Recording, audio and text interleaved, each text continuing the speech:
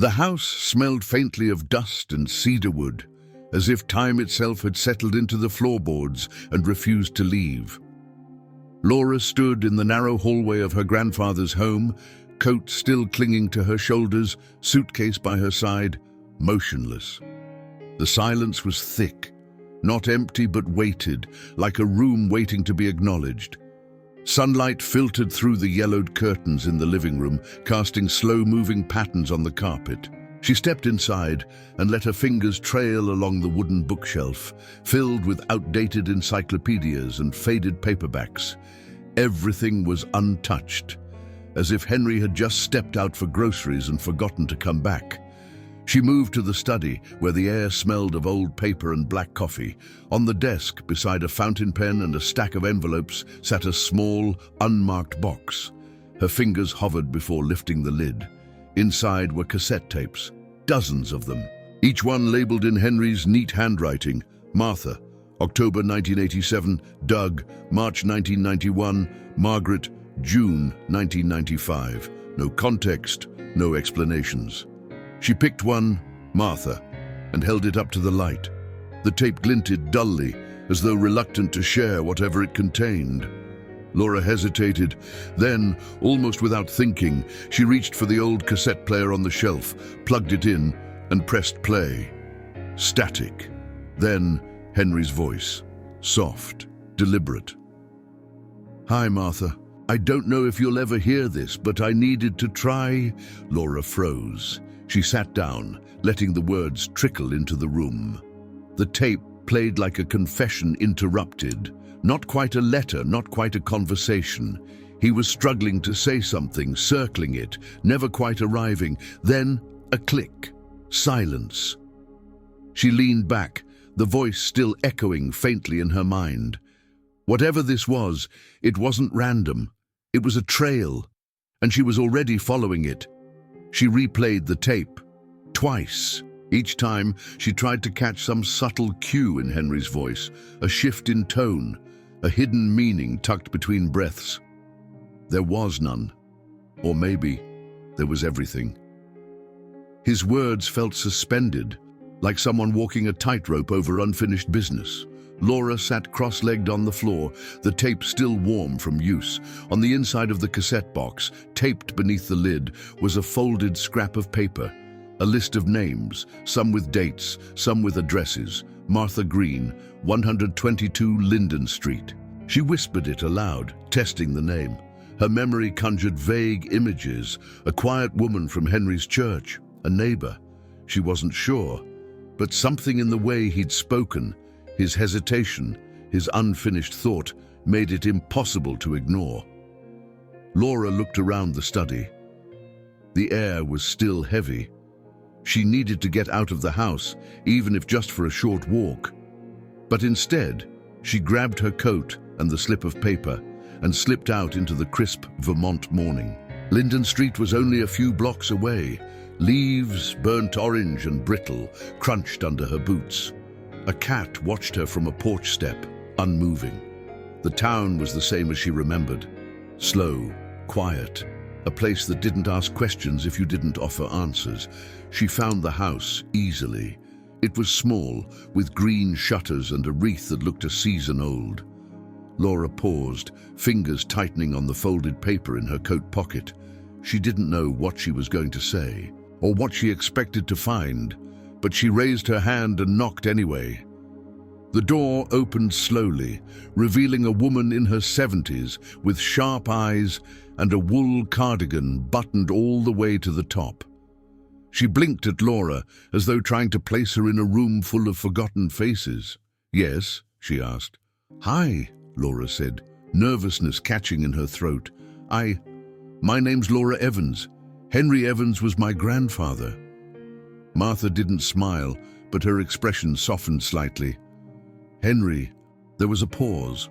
Laura wasn't sure whether to fill it or let it settle. She waited. "I remember you as a child," Martha said finally. "Little thing with skinned knees. Come in."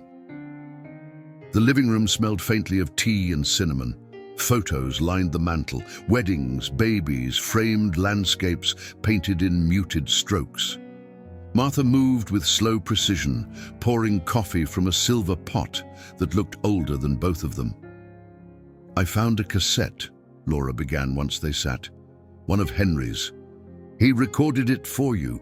Martha didn't respond right away. She stirred her coffee once, twice. "He recorded a lot of things," she said. "Most of them he never shared." Laura nodded. "He said your name. He started to say something, but it cuts off." Martha's mouth curved into something between a smile and a sigh. "That sounds like him. Always on the edge of saying what mattered most." Laura hesitated. "Can I ask what happened between you two?" Martha looked out the window for a long moment. "It was 20 years ago, maybe more. We were close once. He confided in me, I confided in him. But then he changed, pulled back, said things he didn't mean, or maybe he meant them too much." She sipped her coffee. "People think silence is passive, but it can be violent too, especially when it replaces apology." Laura felt something shift in her chest, like a puzzle piece she hadn't realized was missing had clicked into place.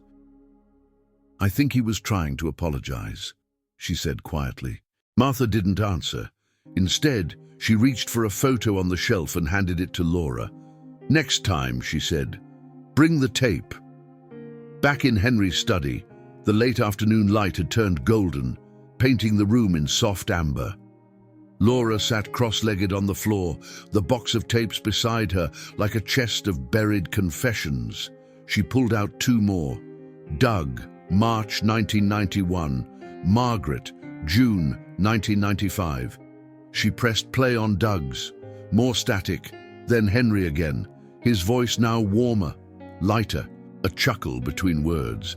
"Doug, I never told you how proud I was of what you became. I should have said it when it mattered." The message was longer than the last, but still unfinished. It stopped mid-sentence, as if he'd lost his courage just before crossing some emotional threshold. Laura wrote Doug's name down in her notebook. Then slowly she loaded Margaret's tape. Her mother's name. Henry's tone changed completely. It was heavier. Regret laced every syllable. "Margaret, I know I disappointed you. There's no excuse for..." A click. Silence. Laura's hand hovered over the stop button, but her mind lingered in the brokenness of his words. These weren't just messages, they were ghosts, not haunting, just waiting to be heard, maybe even forgiven. She sat back and exhaled. The voices were trying to piece themselves together through her, and she knew now she couldn't stop. Not yet. The library smelled like paper and quiet. Laura walked past rows of neatly arranged bookshelves until she reached the circulation desk. Behind it stood a man in his late 40s, glasses slipping down his nose, cardigan sleeves rolled halfway up his forearms. He looked up from a worn paperback, eyes narrowing thoughtfully. "You must be Henry's granddaughter," he said before she could speak. Laura blinked. "How did you..." "I saw your name in the local obituary," Doug replied, setting the book down gently. "And I knew Henry. Everyone knew Henry in their own way." He gestured toward a corner table near the window. "Sit." They walked together in silence. "I found a tape," Laura began. "He recorded something for you. I listened to it." Doug chuckled. He always had a thing for words, spoke like he was editing himself in real time. "He said he was proud of you," Laura offered, watching him closely. Doug looked down, quiet. "He never said that to me, not once, but I always suspected he felt it." A pause. "We had a falling out," Doug continued. "I challenged him during one of his lectures. I was young, angry. He was disappointed, I think. We never talked after that." "Not really." Laura studied him. "Do you want to hear the tape?" Doug shook his head. "Maybe later. For now, it's enough to know he tried." The silence between them felt restful. Some connections, she thought, didn't need to be restored, only recognized. Back at Henry's house, the air felt colder as dusk settled in. Laura sat in the same chair she had occupied earlier that morning, the cassette player now silent beside her. She hadn't expected much from Doug, but something about his calm acceptance had left a mark. It was strange. She'd come here to find answers, but all she found were more questions, more broken fragments of a man she barely knew.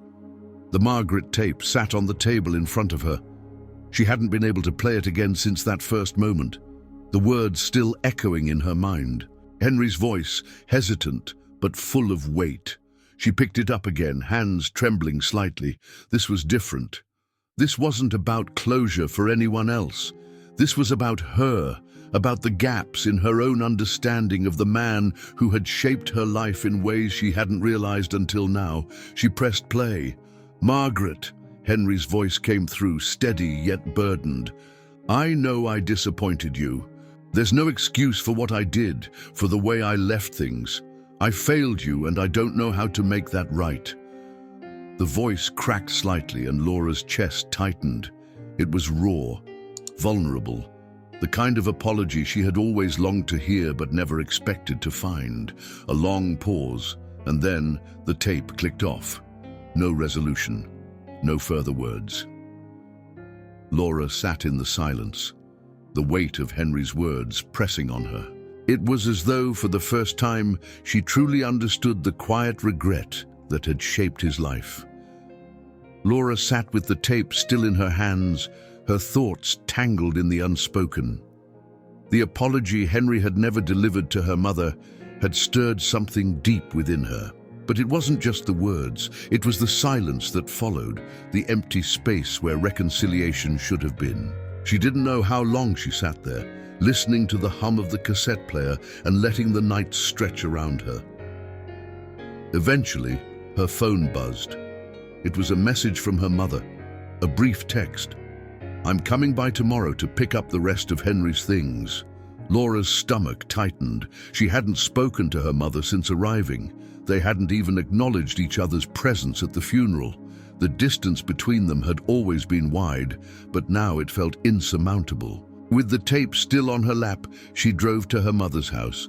The familiar street felt foreign, the front porch too quiet, the door just slightly ajar, as though it had been waiting for her. When Margaret opened the door, she didn't smile. She just stared at Laura with that same unreadable look. "Mom," Laura said quietly, "I found something." Margaret didn't speak. She stepped aside, letting Laura in. The silence was deafening as Laura set the cassette player down on the coffee table between them. Without a word, she pressed play. Henry's voice filled the room, and neither of them moved, not for a long time. The room was still, except for the faint crackle of the tape playing in the background. Henry's voice filled the silence, but it wasn't enough. His words, so carefully chosen, seemed to fall short, as though something essential had been left unsaid, a part of him left incomplete. Laura glanced at her mother, who sat frozen in her chair, eyes fixed on the cassette player. Her face was impassive, but there was a tremor in her hands, barely visible. She didn't speak, didn't even blink. Henry's voice continued, caught in the loop of his apology. "Margaret, I never meant to hurt you. I don't have any excuse for what I did. I was afraid, but I should have..." The tape clicked off again. Laura's heart ached. She had expected answers, or at least some form of closure, but all she had was a broken, fragmented confession. Henry had left it incomplete, as if not knowing how to finish what he had started. Margaret finally exhaled, a long, shaky breath. She reached for the remote and stopped the tape. "Do you want me to say something?" Margaret's voice was barely a whisper. Laura didn't know how to answer. How could she? The words on the tape were raw, but they didn't change the past. They only highlighted the distance between the man Henry had been and the man he could never be again. The silence that followed felt like a heavy weight, one that neither of them knew how to lift.